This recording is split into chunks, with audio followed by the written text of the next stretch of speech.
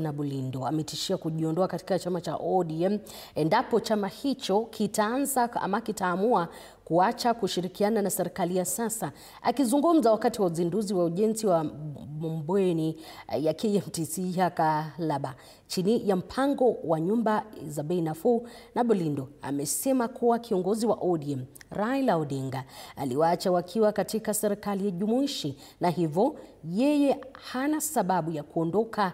Wakati huo huo, mbunge huyo amewahimiza wakazi wa eneo hilo kuwekeza katika ujenzi wa nyumba za kupangisha, akisema idadi kubwa ya wanafunzi wanaotarajiwa kujiunga na chuo hicho cha utabibu itazidisha mahitaji ya makazi mara tu kitakapofunguliwa.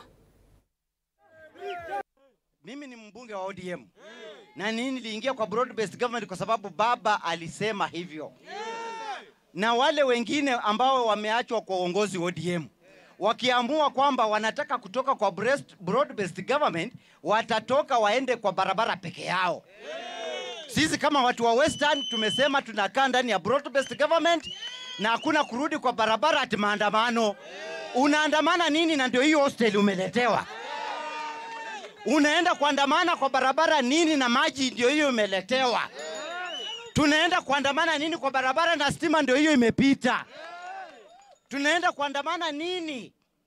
Na ili hali baba mwenyewe alituacha ndani ya serikali. Vile baba alitugawa shamba akatugawa ndani ya broad based government, tutabaki hapo.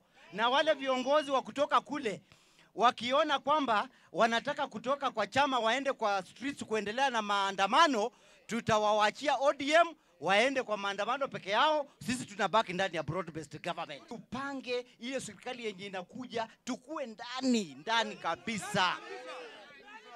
Si ndio? Tukue ndani ya serikali kabisa. Hapana kuyumba, hapana kukaa kwa fence.